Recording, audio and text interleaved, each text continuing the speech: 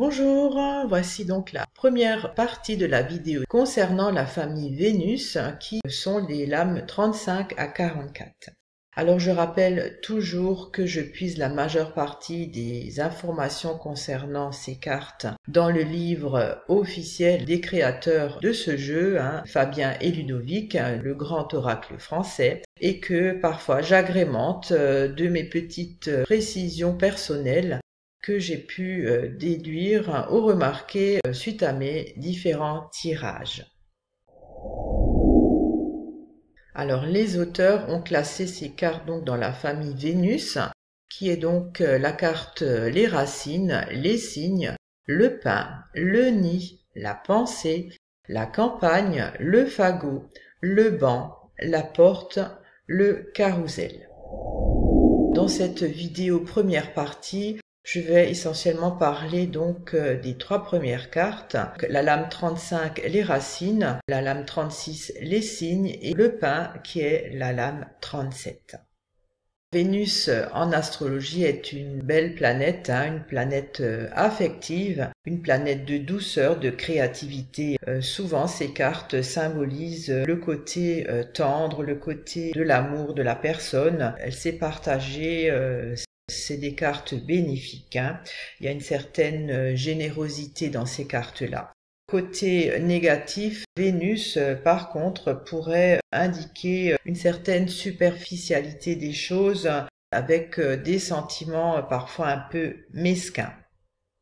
Le point commun de ces trois cartes, donc de cette première partie, c'est toujours le niveau de graduation des étoiles. Les auteurs ont eu cette subtilité de graduer chaque carte avec un élément supplémentaire, à savoir donc cette petite étoile qui est plus ou moins graduée. Donc là, elle est toute à droite et toute près donc de la croix blanche qui indique quand même un côté très positif et très bénéfique. Pour la carte 35, les racines, quand elle sort, il faut toujours penser que ça a une connotation de la famille. C'est les parents, ça peut être les frères, les sœurs, c'est le cercle familial, c'est l'entourage proche, c'est surtout les liens du sang. Pensez toujours que les racines, c'est la base de la famille. Sans racines, l'arbre ne peut pas pousser, les fleurs, aucune plante ne peut pousser. Il y a d'abord des racines. Côté amour affectif, cette carte indique une influence positive de la famille. Les rapports sont très complices, très agréables. Il peut y avoir une forte amitié, par exemple, de longue date. Il pouvait y avoir également une forte amitié qui émane de l'enfance, l'ami d'enfance qui fait partie presque de notre vie. Ça peut également être la présentation, par exemple, du conjoint à la famille. Pour la personne, ça peut aussi indiquer la création de famille. Côté financier et matériel, cette carte pourrait indiquer donc que la famille peut soutenir financièrement la personne, qu'il y a une aide matérielle d'un proche. Ça peut également indiquer des vacances en famille. Côté professionnel, il se peut que la personne travaille en famille, voilà, ça peut être une entreprise familiale, ou alors on reprend une affaire familiale. Côté santé, bien-être, cette carte indique toujours un bon rétablissement. Il y a les racines qui sont là, qui sont fortes. Ça peut également indiquer que cette personne pourrait avoir aussi une maladie héréditaire. Les mots-clés à retenir pour cette carte 35, les racines, c'est toujours famille, parenté, les frères, les sœurs, les enfants, le cercle familial. Ça peut être la lignée, la génération, l'entourage proche, mais c'est toujours les liens du sang à la base. Avec la carte 36, les signes, c'est vraiment la carte de l'amour par excellence, par définition. C'est donc le couple que l'on forme, la personne avec qui on partage la vie. C'est le ménage, c'est le mariage, ça peut être le concubinage, c'est les amoureux, ça peut être la noce, les fiançailles. C'est donc une carte pleine de romantisme. Côté amour affectif, quand cette carte sort, c'est toujours le grand amour, avec des sentiments vrais, des sentiments profonds. C'est donc la relation amoureuse qui dure, avec un projet d'union.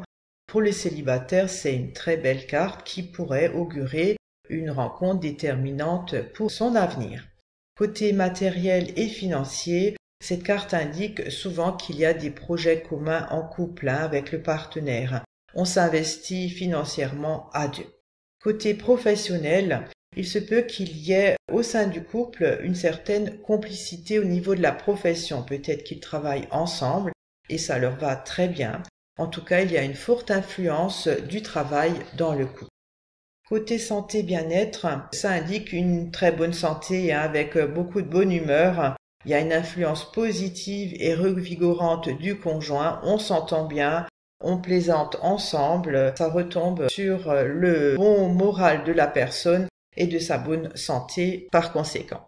Les mots-clés à retenir pour cette carte 36, les signes, c'est toujours amour, l'amour vrai, le couple, le concubinage, c'est l'union, le mariage, c'est l'attachement amoureux aussi. Les signes, je crois qu'ils sont fidèles toute leur vie, ne changent pas de partenaire. Ça peut être les époux, les fiancés, ça peut être aussi une noce, on va à un banquet de mariage. C'est donc une carte très romantique.